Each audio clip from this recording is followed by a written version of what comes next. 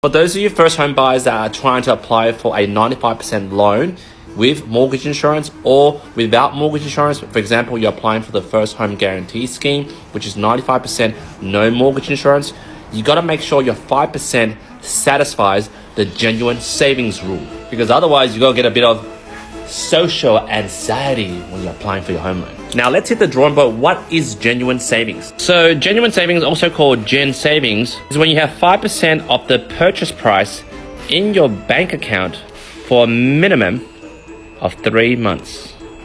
So hypothetically, if you're trying to buy a property for $750,000, 5% is around $37,500. So the $37,500 will be ideally sitting in your bank account for a minimum of 3 months. Now, a lot of banks that participate in the first home guarantee scheme, for example, the two major lenders here and all the non-major players over here, they'll go through with their analytical glasses and look at your bank statements that you supply them to show in those 3 months that 5% fund has been sitting there without being withdrawn, used, or anything that is deducted. Now, the ideal scenario is basically this fund of the 5% is sitting in a bank account, a high interest savings bank account, good on you, kudos, good job. But then in the past 6 months, I've been going through a lot of clients that go through TikTok and then contact me and go, hey, I want to get the 95% no LMI.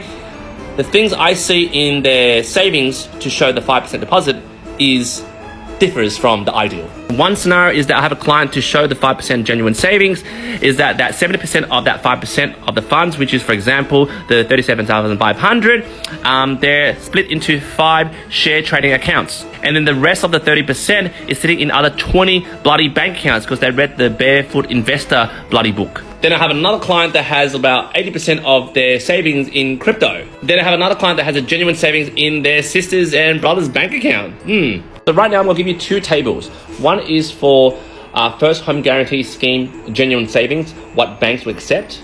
And another table is you're not applying for the first home guarantee scheme and you're just applying for 95% including mortgage insurance, and what would banks accept in terms of genuine savings. So for the first home guarantee scheme genuine savings, accept is share accounts, fine. Regardless of how many share accounts you have, they're fine. But the share accounts need to be active for more than 3 months. For saving accounts, obviously minimum 3 months, but it has to be in your bloody name. Otherwise, you go get the brother or the sister, or the mother to transfer back the money back into your savings account in your name, and you got to wait 3 months. Things that won't accept and things that will troll through and crawl through your bank accounts, if you do any massive withdrawals and then you put it back into the savings account, it resets it for another 3 months. Now, for certain banks, when you're applying for, just the normal 95% plus LMI, not the first home guarantee scheme, the banks can take rental ledger, which means you've been paying rent to your landlord through an agent for a minimum period of 12 months, and you can show that rental ledger. That can count as genuine savings. But it's very discretionary whether, when you're applying for first home guarantee scheme, they will allow you to use that. And another big no-no for not accepting for genuine savings is gift.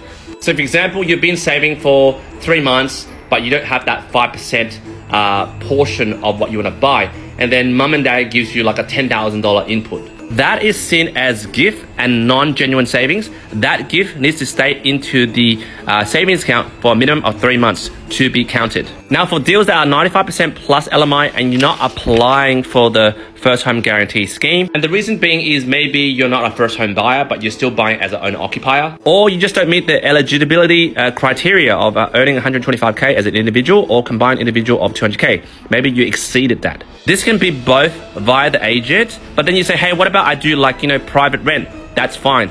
Supply 6 months to 12 months of bank statement showing you've transferred that money to your private landlord. But then you guys say, hey Q, what about I pay rent in cash? Then I'm sorry, that does not count. But do not despair if you don't have genuine savings. There are other banks, which are non-banks, but not first home guarantee banks, that would apply if you have 5% non-gen savings. For example, you have a gift or a sudden inheritance. There are non-banks that will take it, but obviously the interest rate is at a premium rate, but it is not the end of the road. So this video is for a lot of you first home buyers that are thinking of using the first home guarantee scheme. It's time to sit down and think about where is that 5% savings coming from. And if it's not, maybe it's to do some homework right now and really put that money into that bank account. let it sit there for 3 months, and then you can start applying. So guys, jump in the comments. Is this video useful to you? Either roast me or toast me. Love to read your comments.